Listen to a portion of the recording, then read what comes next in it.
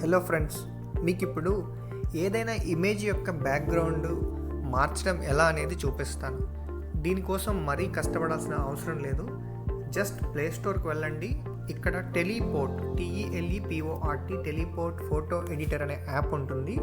ఇదిగోండి ఈ కన్ను సింబల్ ఉన్న యాప్ అనమాట. సో దీన్ని ఏం చేయాలి అంటే మీరు ఇన్స్టాల్ చేసుకోండి. దీన్ని ఎలా వాడాలో నేను మీకు చూపిస్తాను. సో ఇది ఒక 52 MB ఉంటుంది ఫైలు.